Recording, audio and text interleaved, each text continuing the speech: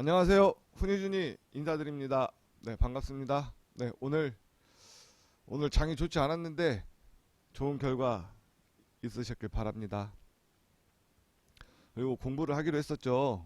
그리고 설 연휴 이후에 한다고 했었는데 여러분 좀 빨리 만나 뵙고 싶고 저도 나름대로 열심히 해야 되겠다라는 그 각오로 주말 동안에 공부를 좀 해서 네, 이것저것 많이 찾아봤습니다.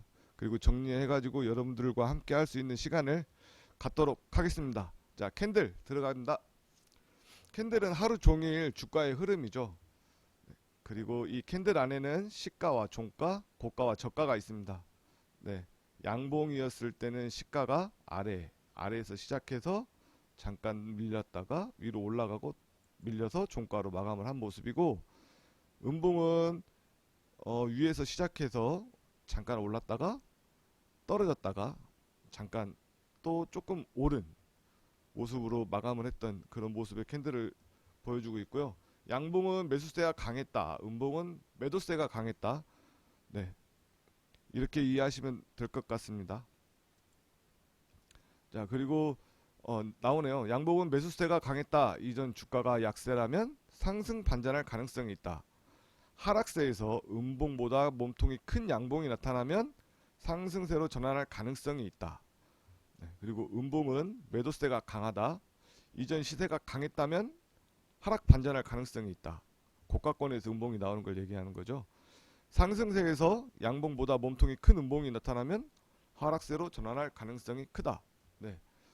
예전에 주식을 할 때 음봉을 이기는 양봉이라고 그래가지고 저 나름대로 어, 음봉의 고가를 양봉의 종가가 넘어섰을 때 그때 매수를 하면 결과가 괜찮지 않나라고 생각을 하고 거래를 했었던 적도 있습니다. 이게 지금 그런 의미죠. 하락세에서 음봉보다 몸통이 큰 양봉이 나타나면 상승세로 전환할 가능성이 크다. 네, 근데 이런 뭐 모든 것들이 캔들 하나로만 해서 결정되는 건 아닙니다.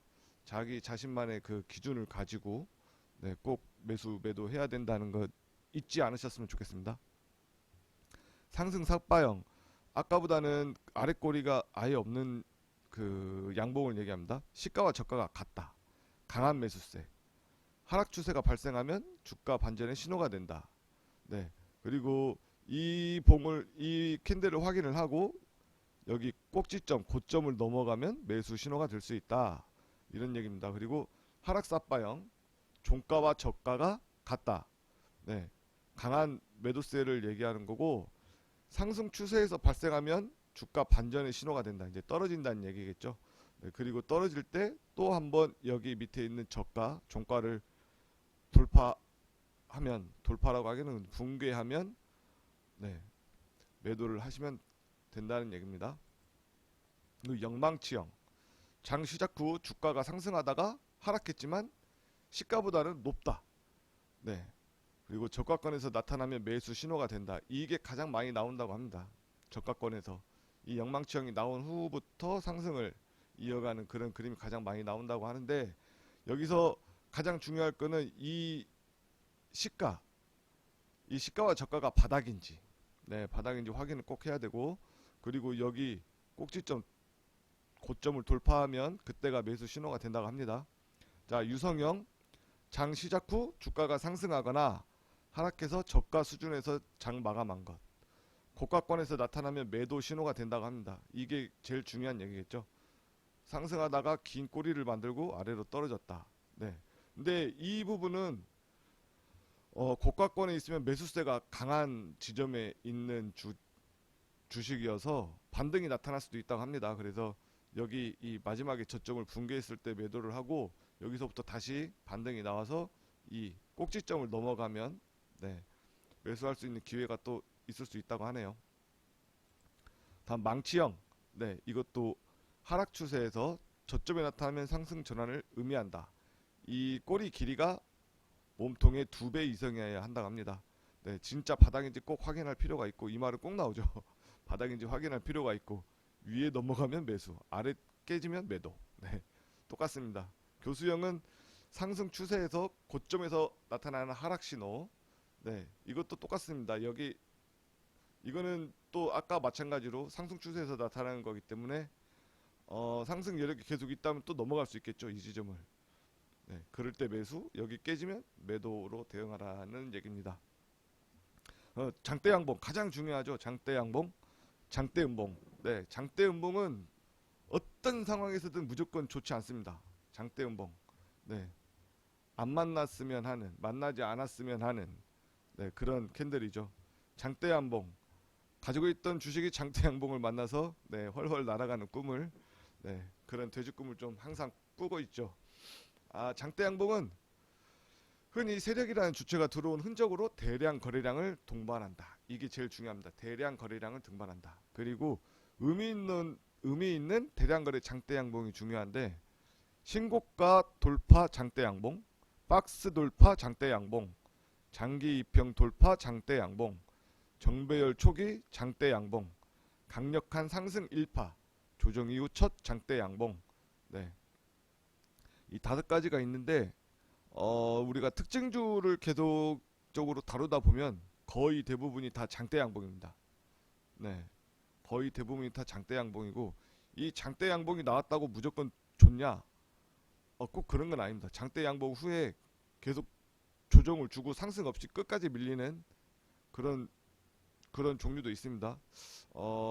이거는 나중에 특징주를 하면서 차차로 함께 알아가 보도록 하는 시간을 가졌으면 좋겠고, 이 장대 양봉이 나타나면서부터 큰 수익을 주는 경우가 대부분입니다.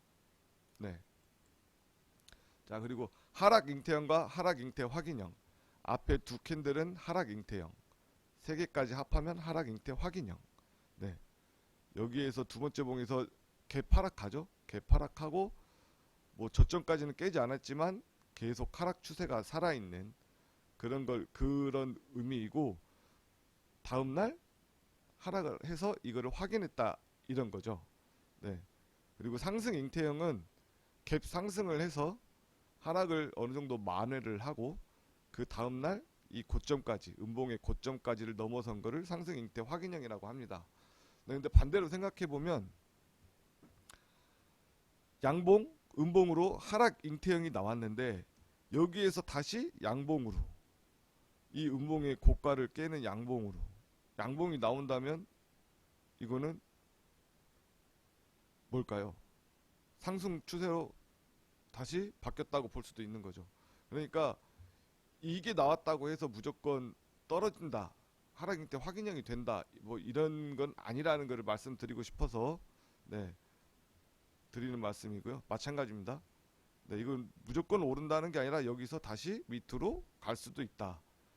네, 이런 모양이 나오면, 그리고 이런 모양이 나오면 하락 상승 추세가 될 수 있다.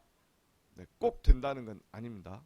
네, 모든 걸 다 종합적으로 판단해야 됩니다. 이평선, 추세, 뭐 기타 등등 뭐 이런 요소들을 다 종합적으로 확인을 해야 되고, 그럴 만한 확률이 높다는 것을 얘기를 하는 거죠. 상승 장악형. 네, 아까 양봉이 나오고 하락 잉태가 됐는데 하락하지 않고 상승을 하면 다시 상승 장악형이 되는 거네요. 맞죠? 여기에서 이렇게 양봉이 나오면 상승 장악형. 네, 그리고 이거는 상승 장악 확인형. 맞죠? 그리고 음봉이 나오고 양봉이 나왔는데 음봉이 또 나왔어요. 양봉이 안 나오고 음봉이 또 나왔어. 하락 장악형. 또 떨어지면 하락 장악 확인형이 되는 거죠. 네, 이거는 이 세 개의 봉을 합하면 망치형이 된다고 합니다. 망치형. 망치형 한번 가볼까요? 바닥권에서 상승을 의미한다. 네, 이거는 교수형. 이것도 마찬가지. 네, 맞죠? 고가에서 하락을 의미한다. 고가권에서 하락을 의미한다. 교수형. 자, 그 다음에 하락 반격형. 네, 양봉이 나오고 그 위에서 갭상승을 한 후에 음봉이 나온 모습인데, 이렇게 하면 떨어질 확률이 높다는 얘기입니다. 떨어질 확률이 높다. 음봉으로 떨어졌는데 개파락한 놈이 다시 올라왔다. 네, 오를 확률이 높다. 네, 여기에서 음봉이 하나 더 떨어지면 음봉이 하나 더 떨어지면 석별형. 이 두 번째 음봉이 십자가 도치 형태. 어디로 갈지 모르는, 네, 어디로 갈지 아무도 모릅니다. 며느리도 모르죠. 십자 모양의 도장이 나오면 십자석별형. 이런 모양이 나오면 떨어질 확률이 높다. 샛별형과 십자샛별형이 나오면 상승할 확률이 높다. 이건 어디까지나 확률입니다. 확률. 네. 꼭 그렇다는 게 아님을, 네, 명심해 주시고요. 네, 적산병 아래에서 저가권에서 나오면 상승 추세로 전환이다. 네. 근데 꼭 그렇다는 걸 아닌 게 보여주는 게 하락산법. 장대 음봉이 나오고 반등이 나왔는데 이 장대 음봉의 시가를 넘지 못하고 다시 하락하는 모습을 보여주는 거죠. 네.